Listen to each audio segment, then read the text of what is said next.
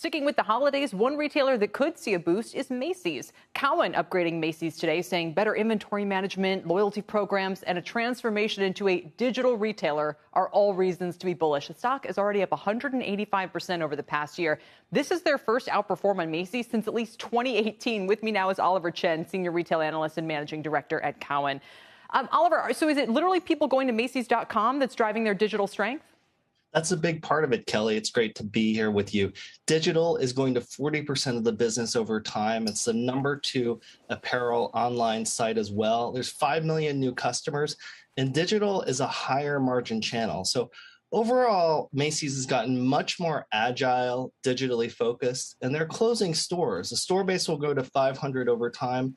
Those are all very good aspects for the future and the long-term prospects of Macy's, as well as margin profile. But wait a minute. Let me ask you about this. They're the #2 apparel web. So I assume #1 is Amazon. Macy's is #2 for apparel?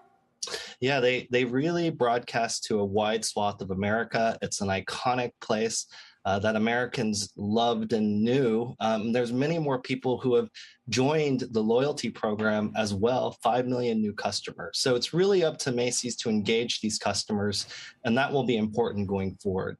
Kelly, the other part of the story is valuation. So on a PE basis, Macy's is trading around 6 times. That compares to 11 times at Nordstrom and 9 times at Kohl's. Wow. So that's a key factor. $1 billion in free cash flow a year, $2 billion of real estate value. This protects your downside as the stock is not very expensive as well. It is amazing to see a single-digit PE in this market, Oliver, but I want to go back to the website again for a moment. I've ordered off of it.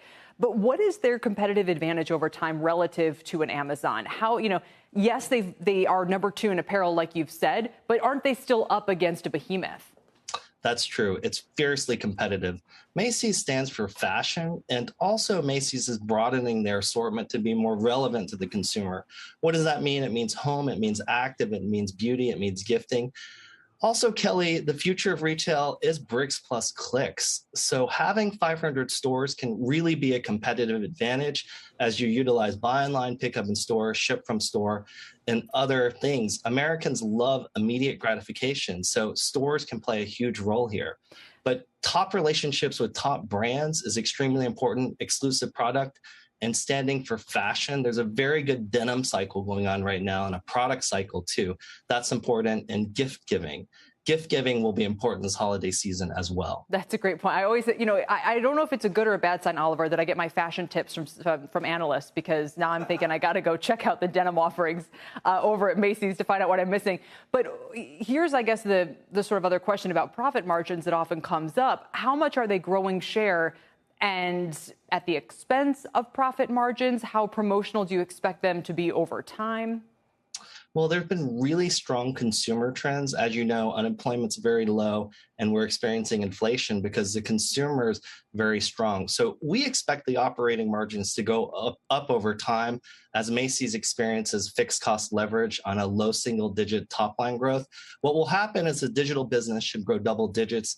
Digital margins are actually 5 percentage points higher than in-store. That helps as well. So the future looks bright. Full price selling as well as pricing, those trends have been working in Macy's favor. So if this momentum can continue, prospects are good for margin to expand. We have the model that 6 to 7% over time.